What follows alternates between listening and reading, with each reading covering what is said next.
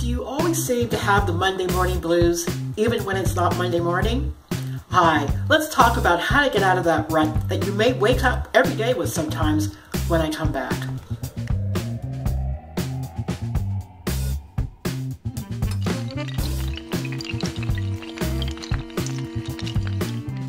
Pamela Sullivan, the Mojo Maker, back with another hot Mojo tip. So let's talk about that Monday morning blues, and coincidentally or not, it's Monday morning for me anyway.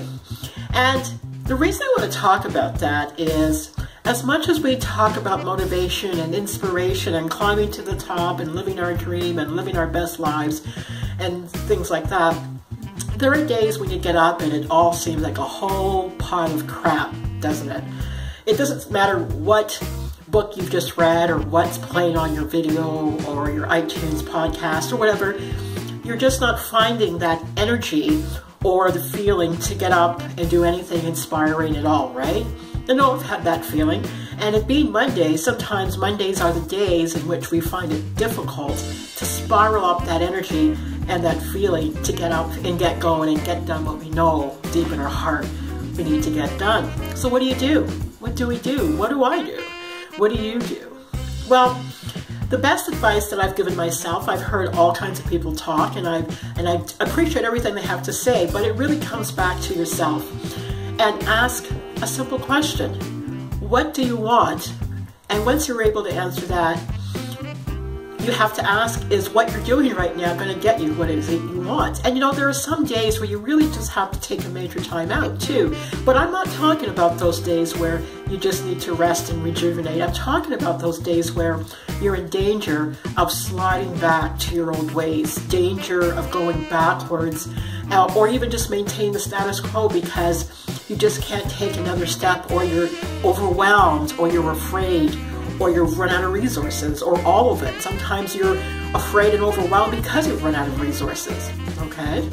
And it seems like the whole world is against you. Everybody else is making strides except you. This is why it's so important to have that why. And I don't just mean a why that you think about, a why that you see. I'm the type of person, I'm very visual. You might be auditory or kinetic, but you need to have that big why, and a why that lights you up, and have it out in front of you. Mine's right in the bookcase in front of my bed. So when I am, and there's my TV monitor up above, so I can see that sign all the time. Why is it that I'm not going to give up? Why is it that I'm going to keep going when it seems impossible? Why is it that I'm going to fight? Why is it that I'm going to overcome those feelings of ineptitude, overcome feelings of unworthiness, overcome feelings of not liking who I am? All of that stuff that drags you down by your ankles into a pit of despair.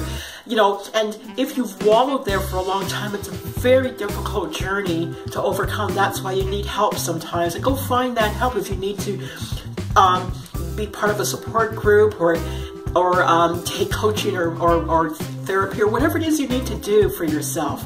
Or even if you just have a really good person on the other end of the line, that when you find yourself getting in that troublesome spot, call them. Don't struggle through this by yourself, because you don't have the thinking in that moment sometimes to get yourself out and over, okay? I have it all the time. I'll be the first to say it. I call myself the Mojo Maker, and I'm there for people all the time.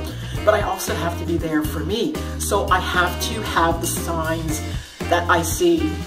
Some of my signs say things like relentless, or unstoppable, or I'm brilliant, or I'm bold, or bodacious, whatever. And let me tell you, sometimes when I see those signs, it's like, no, I don't feel any of those things. But a bell sort of rings in my head. It says, you're sliding. You're in the danger zone. Danger, danger. And again, I may still not feel like it. So what happens? I have to not resist that feeling. I don't want to go into battle and start beating myself up and try to knock it out of my head. I have to let it wash over me. I don't succumb, but I just let it wash over me and feel the feeling of what it is to be in resistance, or even a moment of relapse, or a moment of even disrespect or disregard for myself or not feeling good, feel it deeply. What does it feel like to feel overwhelmed? What does it feel like to feel lost and alone and scared? Feel it deeply. Feel it deeply. Those are your feelings. They're my feelings. Feel it. So when you do eventually come out of it, you will understand, one, it didn't take you down. You were able to overcome. And two, you'll understand that they don't last. And they might have given you a really good gift or some insight into something at that point in time. When I go through those really difficult feelings, I come on understanding myself and what other people go through. So I would have compassion for them and for myself in that moment. So, from a Monday morning perspective, you may not feel like doing your dream. And not every day will you feel like doing your dream. You might have a Monday morning all week long. Sometimes it's okay, but don't live there. Don't stay there. Understand the feeling and spiral up those powerful Mojo feelings once again. Okay? This is Pamela Sullivan, the Mojo Maker, here with another hot Mojo tip. Subscribe to this YouTube channel or join me on my blog at PamelaSullivan.com. Keep on keeping on. Okay? Bye.